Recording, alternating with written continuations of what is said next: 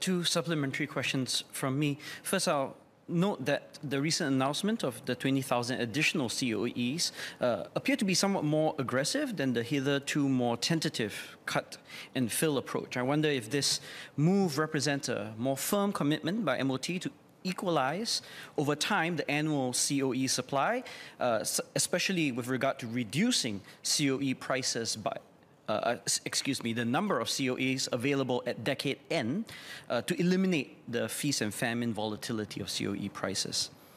My second SQ requires just a little bit of context, so if you provide me a little indulgence on preamble, the introduction of ERP 2.0 will presumably reduce the intensity of car usage. Estimates published by the MOT suggest something in the order of 6%.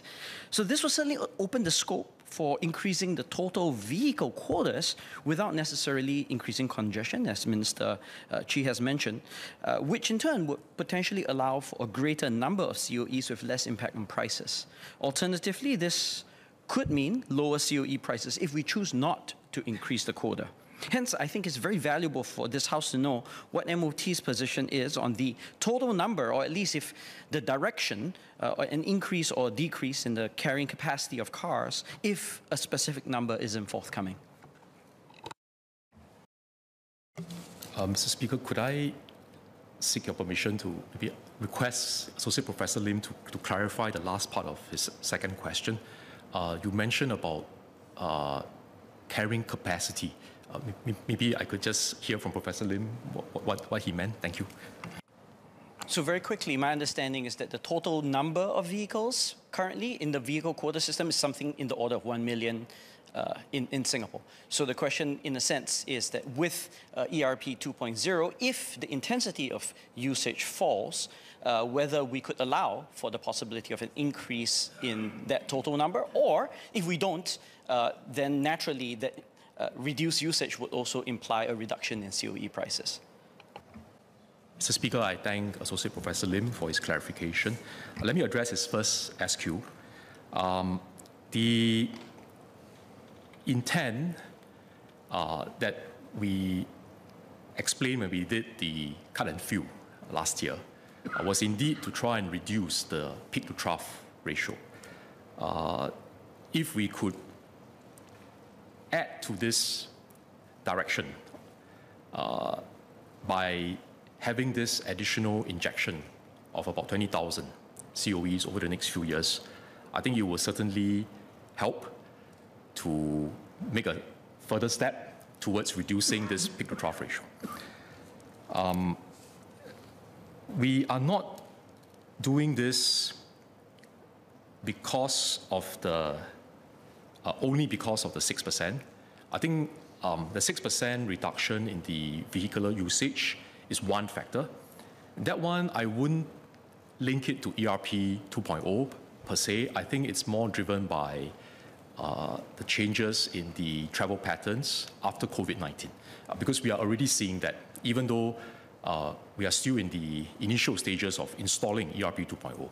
We now have 150,000 cars, which is less than 20% of the total vehicle, 150,000 to 160,000 vehicles, which is less than 20% of the total vehicle population. So the drop in the vehicular usage is more likely linked to the changes in the usage patterns after pandemic. But I agree with Associate Professor Lim that if ERP 2.0, when we collect the data, shows that we are better able and more confident to manage traffic congestion and avoid gridlocks, there is scope to look at whether we can further increase the COE supply. If we look at distance-based charging as an additional usage-based pricing tool, that will give us further leeway to do that. But the objectives are similar. We are looking at different usage-based pricing tools to avoid congestion, and if we are confident in achieving that outcome, then increasing the car population by relaxing ownership controls, that wouldn't be a worry. Thank you, Speaker. Just one question for Minister.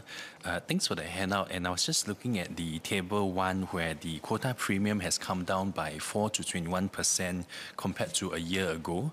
At the same time, if you look at table 2, the Cat A and Cat B COE bids won by car leasing companies have also come down from about 24 to 26% in 2022 and 2023 to about 10% in 2024 as of October.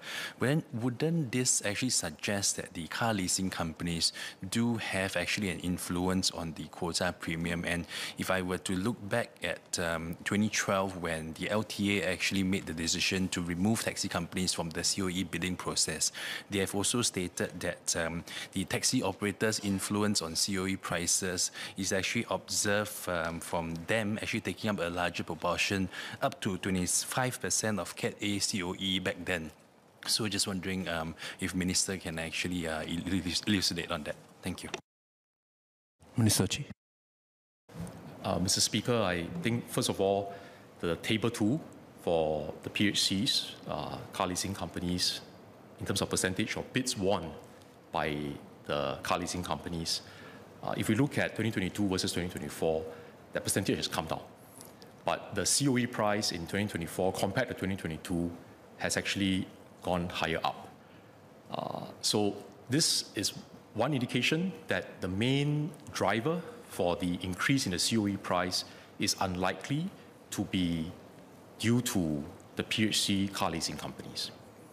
Now, having said that, I am certainly not saying that they don't contribute to the overall demand. They do. That is a fact. They do. But the point I'm making is, what are the key drivers that are contributing to the increase in demand? And what I've also explained in my main reply is that if we look at having a separate category, we are not ruling out that possibility. We are studying it. However, I hope Mr. Chua agrees with me on this, that by having a separate category, it doesn't mean that you have suddenly got a windfall of COE supply dropping from the sky. It means you have to transfer existing quota from Cat A and B to this new category. So that process of deciding how much to transfer is not so straightforward. Now, we did it for taxis, but there's a difference between taxis and PHCs.